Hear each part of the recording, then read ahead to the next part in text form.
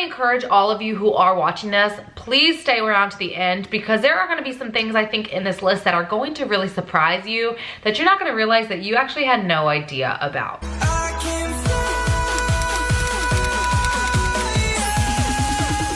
You want to be on camera?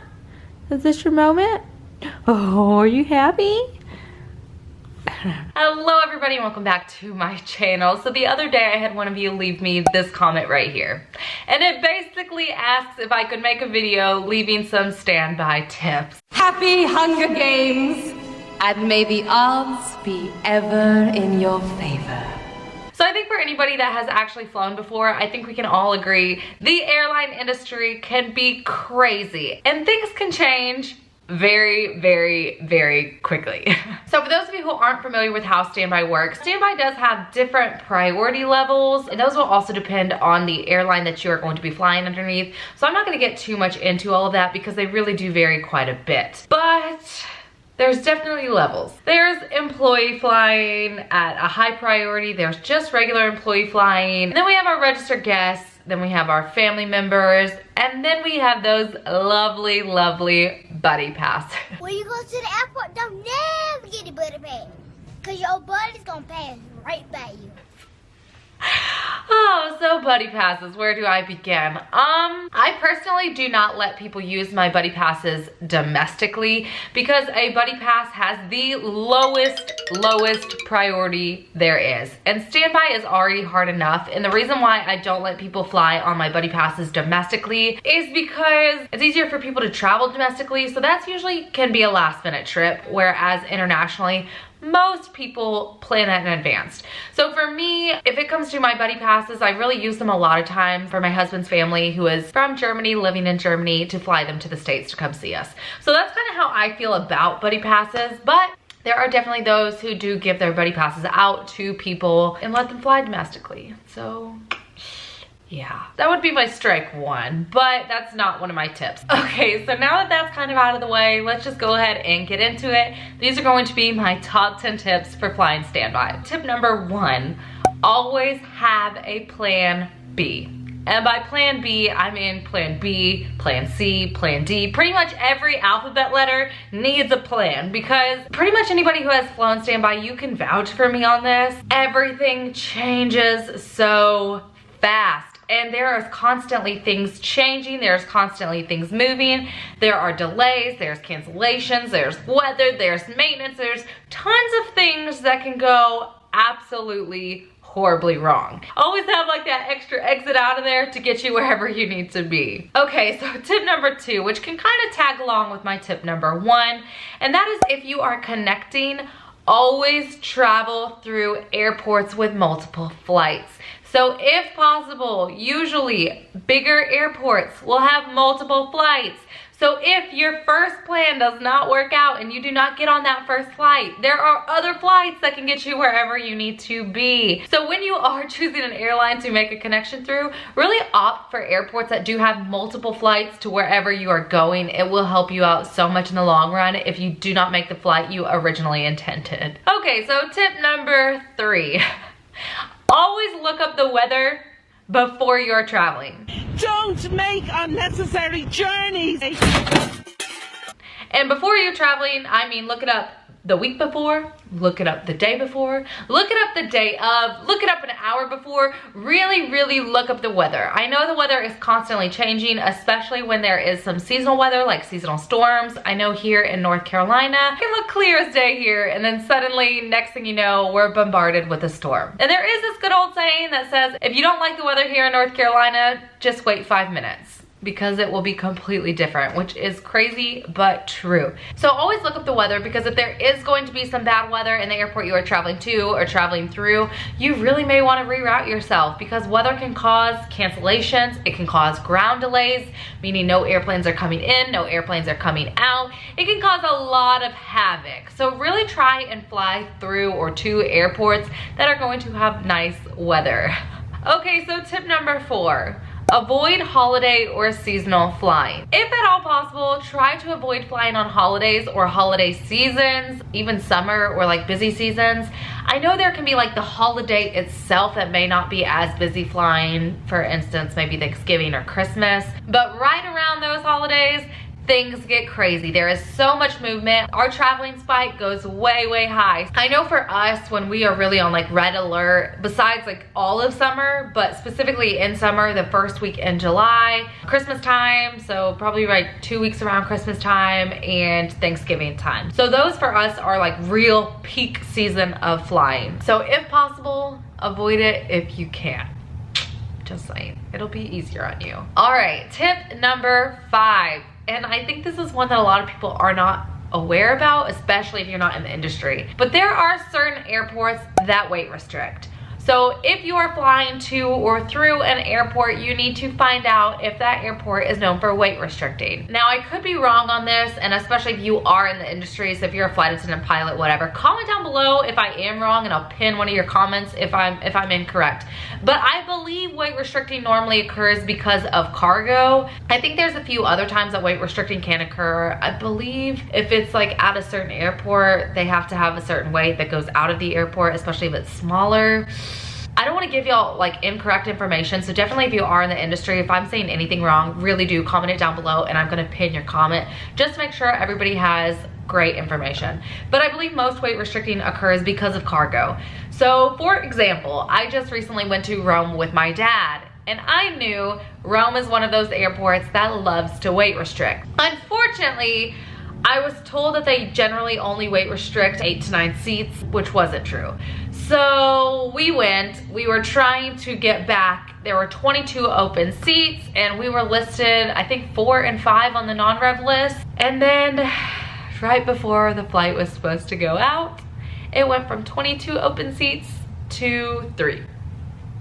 They weight restricted 19 seats.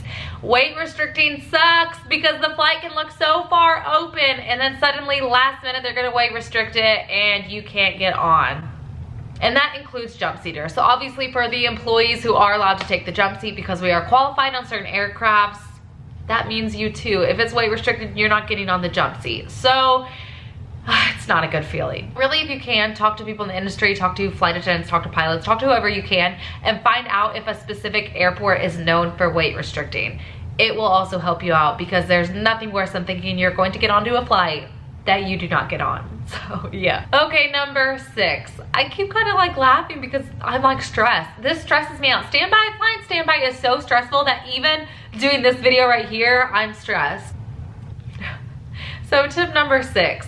Check for cancellations the day before, but really especially the day of. Obviously, lots of stuff can go terribly wrong. I mean, take for instance, you're waiting for your airplane, it's at another airport, and then they have a maintenance delay over there which causes a cancellation, so the airplane is not coming to you, which if they don't have another spare airplane, you're canceled. And I know a lot of you probably think like they should have tons of airplanes just sitting around waiting to be used, but really that's not the case. And if you think about it, it makes a lot of sense.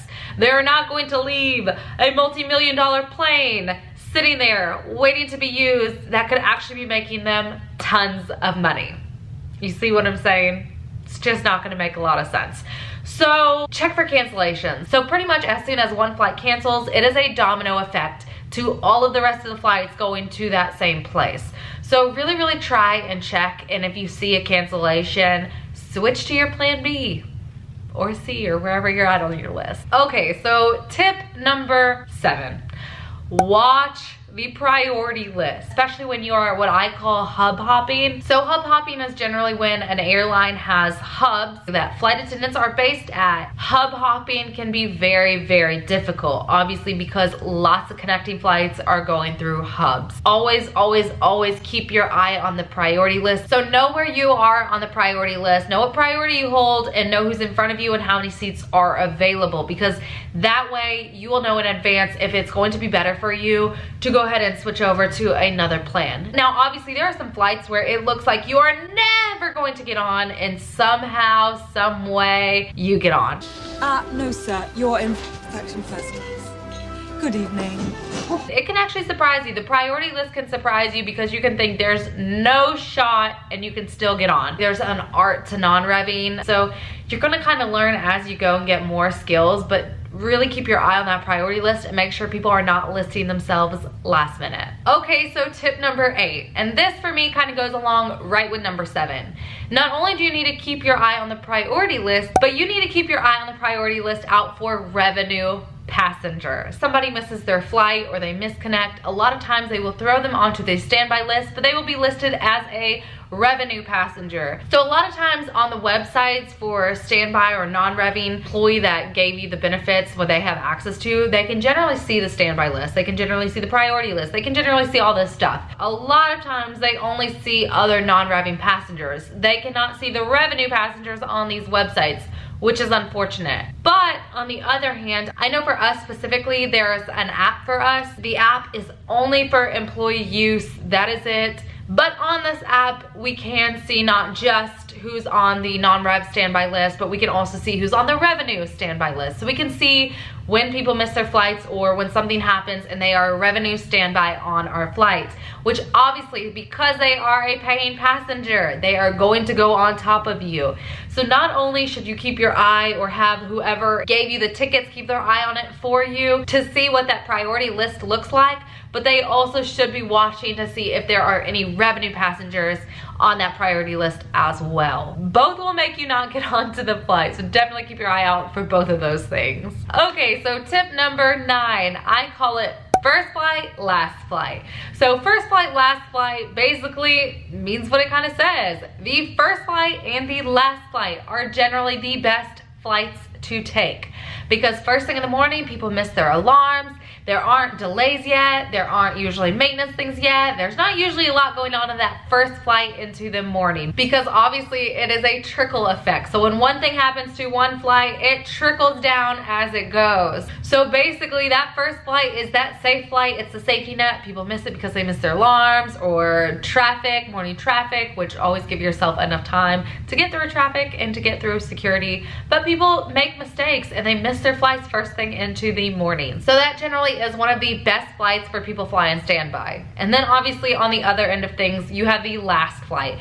So basically the last flight of the day is usually one of the best flights as well because a lot of people don't like to travel that late, but also throughout the day, there can be lots of misconnections and lots of things changing and going on, which generally can clear up some of those last flights. Now, when you are taking the last flight, understand if you don't get that flight, you're pretty much stuck where you're at. So if you can, list for that first flight, but if you need to, that last flight is generally a good option as well. Okay, tip number 10. So if you have flexible travel plans and you do not need to travel on a specific day, I will definitely advise you to fly on a weekday over a weekend. Not just all weekdays are created equally. Definitely Mondays, I will say, seems to be a really big business day. So a lot of people that are flying business are going to be traveling on Mondays.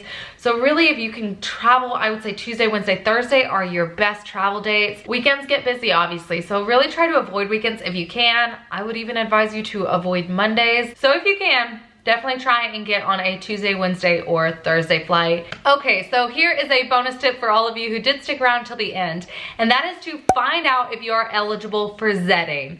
So Zeding is basically a way for you to fly standby on other airlines rather than the one that you are originally listed for. So for example, my airline in particular has lots of partnerships with lots of other airlines, which also allows us to be able to fly standby on their flights.